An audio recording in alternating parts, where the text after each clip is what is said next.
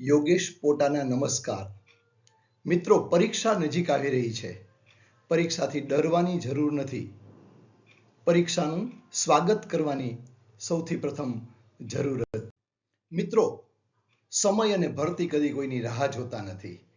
સમયનો સદુપયોગ, દુરુપયોગ અને મહત્તમ ઉપયોગ, એમાંથી હવેના છેલ્લા દિવસોમાં આપે મહત્તમ ઉપયોગ કરવાનો છે. સારા અક્ષર એ પેપરનો આત્મા છે. પેપર જે નિર્જીવ છે ને એને સજીવ અક્ષર બનાવે છે. પરીક્ષામાં લખતી વખતે બે શબ્દ વચ્ચે અંતર રાખવું જોઈએ. સારી ઘાટી શાહીવાળી પેન વાપરવી જોઈએ. પરીક્ષામાં સીધી ડાયરેક્ટ પેન ન વાપરવી જોઈએ અને વાંચી શકાય તેવું લખાણ લખવું જોઈએ. શરીરને જેમ ગ્લુકોઝ જોઈએ છીએ તેમ દિમાગને ઊંઘ જોઈએ છીએ. માટે રોજ 7 થી 8 કલાક હવે પરીક્ષાના છેલ્લા 2 વીકની અંદર આપણે ઊંઘવું જરૂરી છે. સુવાના 1 કલાક પહેલા કોઈ અઘરું કામ, ના આવડતું મુશ્કેલ કાર્ય નથી કરવાનું, જેથી ટેન્શન વધે નહીં. વિદ્યાર્થી મિત્રો અને વાલીઓ, ખાસ સમજો, ગણિત, આંકડાશાસ્ત્ર, ભૌતિકશાસ્ત્ર કે અન્ય વિષયમાં જરૂરી એકમ દર્શાવવા જરૂરી છે, આકૃતિ દર્શાવવી જરૂરી અને ગણતરી દર્શાવવી જરૂરી છે. હવે એના છેલ્લા દિવસોમાં નવું કાર્ય કરવાને બદલે માત્ર આપે પુનરાવર્તન જ કરવું જોઈએ.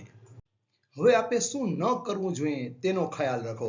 ઉજાગરા ન કરવા જોઈએ, ફૂટેલા પેપરથી આકર્ષિત ન થવું જોઈએ, ભારે ખોરાક ન ખાવો જોઈએ, ફાસ્ટ ફૂડ કે જંક ફૂડ ન ખાવું જોઈએ, જેલ પેનથી પરીક્ષામાં નહીં લખવાનું અને હવે પ્રેક્ટિસ પેપર લખવાના બંધ કરવાની જરૂર છે. વિદ્યાર્થી મિત્રો, હવે પરીક્ષાના છેલ્લા દિવસોમાં ખૂબ પાણી પીવાનું રાખવું. પેપર દેવા જાઓ ત્યારે ઢીલા કપડાં પહેરવા, તંગ કપડાં પહેરવા નહીં. બ્લુ શાહીથી જ લખવું. 2 થી 3 બોલપેન સાથે રાખવી. પેપર ખીચોખીચ ભરવું નહીં. 2 પેરેગ્રાફ વચ્ચે જગ્યા રાખવી. અને જે વસ્તુ જેમ કે પેડ અને પાણીની બોટલ તો તે પારદર્શક રાખવી. આ નાની નાની બાબતો ખાસ ધ્યાનમાં રાખશો. વિદ્યાર્થી મિત્રો, હવેના છેલ્લા દિવસોમાં માત્ર હકારાત્મક અભિગમ રાખવાનો છે. 12 થી 14 કલાક તૂટી પડજો, કાઠિયાવાડી શબ્દ, ખૂબ મહેનત કરજો, પણ સાથોસાથ ઊંઘ પણ જરૂરી છે. છેલ્લા પેપરથી હવે રિવિઝન શરૂ કરજો. પરીક્ષા સ્થળે લઈ જવાની વસ્તુઓની તૈયારી અત્યારથી કરી રાખજો અને રિસિપ્ટની 2 થી 3 ઝેરોક્સ રાખવી. ઘરમાં અન્ય વ્યક્તિને પણ રિસિપ્ટની ઝેરોક્સ ક્યાં છે તે ખબર હોવી જોઈએ.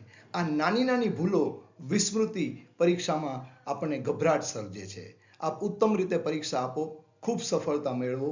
આપ સર્વેને બેસ્ટ ઓફ લક. યોગેશ પોટાના નમસ્કાર.